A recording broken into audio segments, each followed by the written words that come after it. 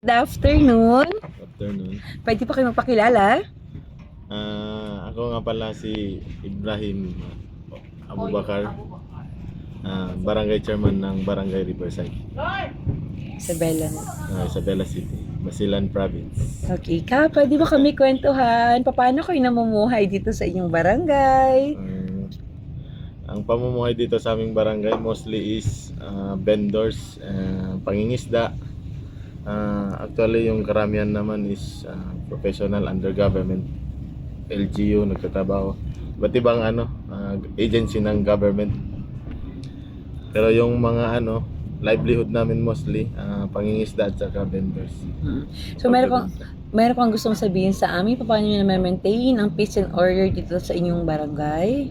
Siyempre bilang pag-maintain natin ng peaceful ng Peace and order po. Peace and order. Siyempre nilalagyan natin ng may mga barangay tanods tayo na inilagay, dinagdagan natin ito. Bukod doon, may mga BPATs at CBO tayo upang ma-maintain natin, mabantayan ang ating barangay dito sa Riverside. Okay. So, mayroon tayong health center dito? Actually may health center kami pero hiram lang po. Hiram lang. So, under BPAR po yun. okay. In case na emergency, ano ginagawa niyo sa mga constituency po may sakit? In case of emergency po, may mga hotline po tayo na inilagay para makatawag at ma-actionan agad natin yung mga tao natin dito. At madala sa ospital? Yes po. So, may school tayo dito? Wala kaming school. Daycare? Meron po daycare. So, ano po yung mga support natin sa daycare natin? Ilang estudyante meron tayo? We have 50 students in our daycare, 50 plus.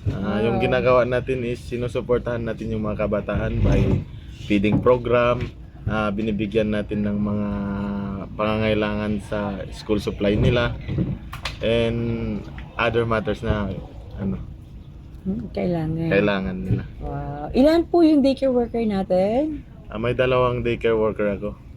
2 daycare Yes po. worker. So, asan po yung basurahan natin? Paano tayo natatapon ng basura at anong araw tayo naglilinis dito sa inyong barangay? As of now po, may ordinance galing DILG, yung every weekly cleanup drive. Ginagawa po natin yun since January up to present hanggang ngayon. Anong araw, sir? Every Sunday po. Every Sunday.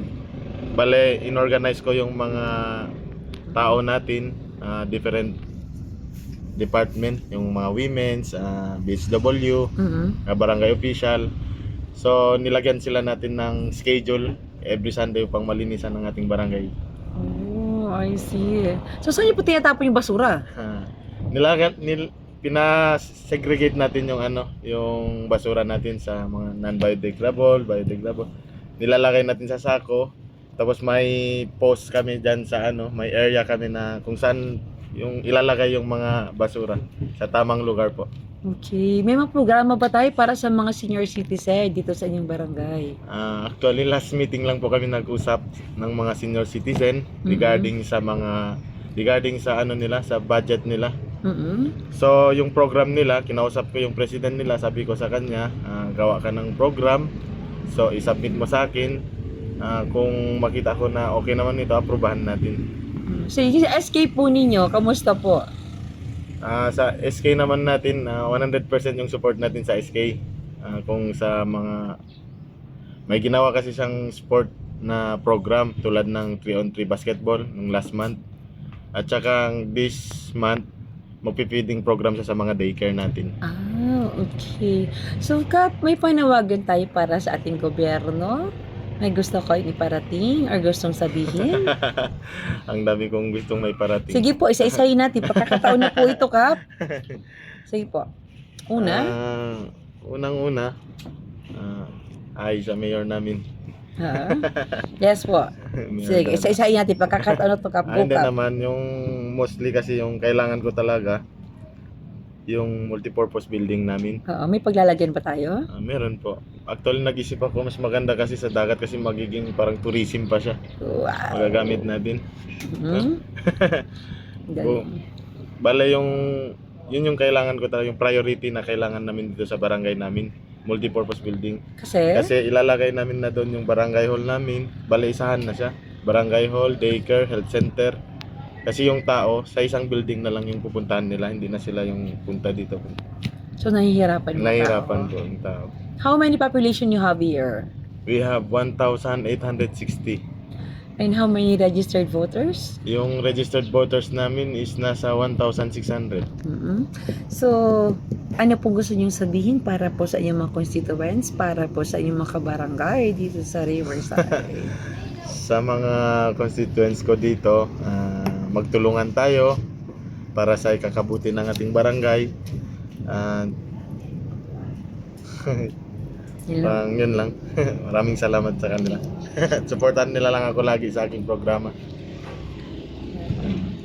Ano mo kami kwentuhan? Ano mo yung mga na-accomplish mo sa iyong barangay? Within your 4 months, sir, marami na po kayong nagawa. Actually, marami na tayong nagawa dito sa ating barangay. Mhm. Una-una dyan yung solar street lights natin. Mhm. Nakapag-install na tayo. We have Purok 6. We have composed of Purok 1 to 6. Oo. So, bale, in 4 months, nasa Purok 3 na ako. Wow. Naka-install na ako ng 40 units na solar Oo. lights sa mga ano natin. May Purok. So, may mga pathway na nagawa din tayo. We have 3 pathways Mhm. in 3 Purok also. Mhm. And lahat ng mosque dito, sinusuportahan natin. We have 5 mosque. Dito sa inyong barangay, Opo. kada purok meron. Yes. Mhm. Pero lahat ng maintenance niyan ay sinusuportahan natin. Oh, sana all. Tapos, And ano pa ba yung project?